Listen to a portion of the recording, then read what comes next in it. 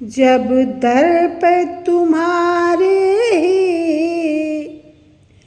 अधमों का ठिकाना है, जब दर पे तुम्हारे अधमों का ठिकाना है, जब दर पे तुम्हारे अधमों का ठिकाना है, फिर मेरी किस्मत में क्यों रंज उठाना है, फिर मेरी किस्मत में क्यों रंज उठाना है, जब दर पे तुम्हारे अधमों का ठिकाना है।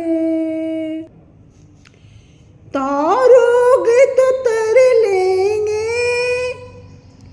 छोड़ोगे तो बैठे हैं,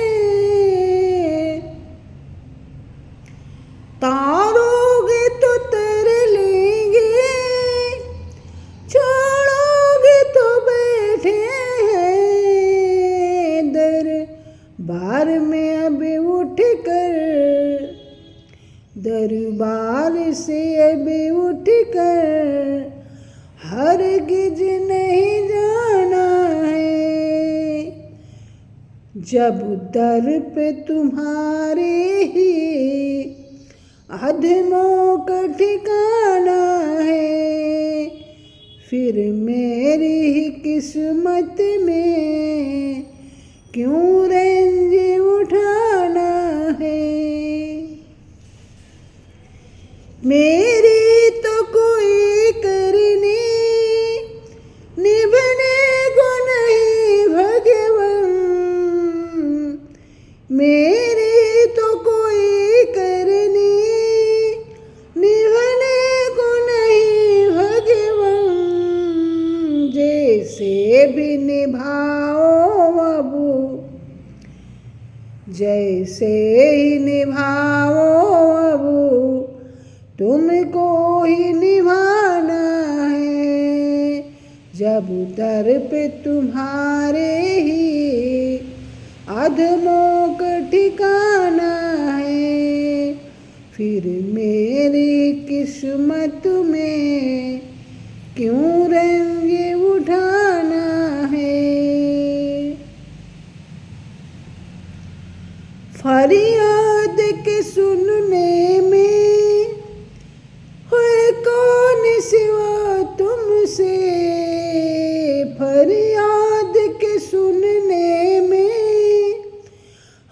कौन सिवा तुमसे, गर तुम न सुनो मेरी, गर तुम न सुनो मेरी, फिर किसी को सुनाना है, जब दर पे तुम्हारे ही अधमों का ठिकाना है, फिर मेरी किस्मत में क्यों रंज उठाना है।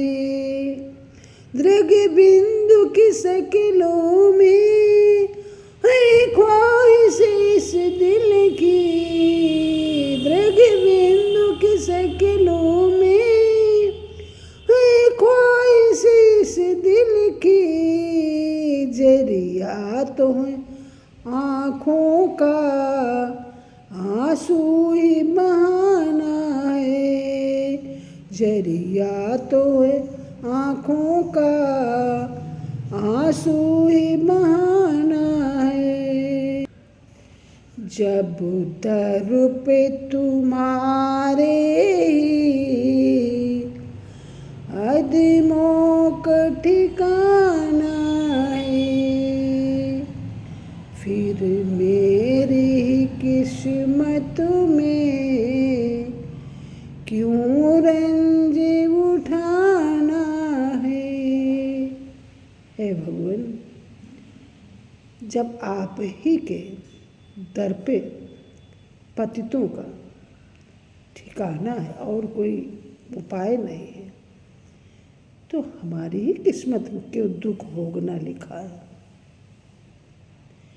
अगर आप तारोगे तो तर जाएंगे, छोड़ोगे तो बैठे हैं। अब हमको आपके दरबार से उठकर कहीं दूसरी जगह हरगिज़ नहीं जाना है।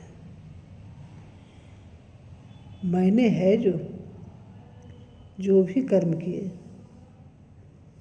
वो मेरे बस के नहीं है। जैसे भी आप निभाओ, आपको निभाना है।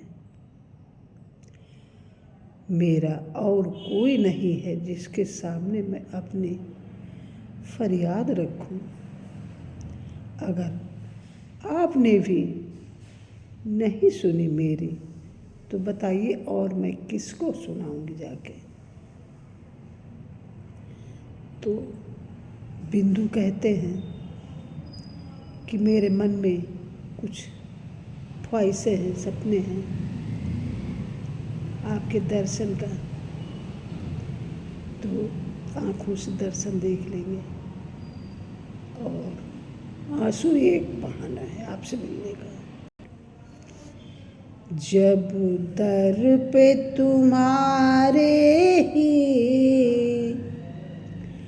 अधमों का ठिकाना है, फिर मेरी ही किस्मत में क्यों रंज उठाना है। भोलेनाथ जैसा कोई उद्धार करने वाला नहीं है। ये देखो कि इन्होंने है जो चंद्रमा, बहुत गुरूर भरा था उसके शरीर में, गया भोलेनाथ के पास। भोलेनाथ समझ गए कि इसको घमंड भरा। भोलेनाथ ने तुरंत कहा अपने को घमंड पूरा निकाल दो। जब चंद्रमा ने अपना घमंड निकाल दिया तो कितना रह गया। घमंड से आदमी एकदम फूला हुआ होता है, छोटा सा रह गया। कितना बड़ा, द्विज के चंद्रमा कितना है। तो घमंड जब निकाल दिया, छोटा रह गया, तो भोलेनाथ ने अपने उसको है जो मस्तक पर धारण कर लिया, जो शोभा दे रहा। तो इसलिए कभी भी किसी से घमंड नहीं करना चाहिए कि टेढ़ा चंद्रमा कितना शोभायमान, और पहले गया था फूला पूनम के चांद जैसा बड़ा। भोलेनाथ ने वापस कर दिया, नहीं, वापस जाइए, अपना गुरूर यानी अपने को बिल्कुल बदल डालिए। तो इसलिए कभी भी किसी चीज़ का घमंड नहीं करना चाहिए। ये माया है, संसार में आना जाना है। माया किसी के पास रुकी नहीं। राजे महाराजे जितने भी हैं, किसी की कहानी सुन लो, कोई नहीं लेके गया है। तो ध्यान रखना भाई। Please like, comment, share and subscribe my channel. Thank you.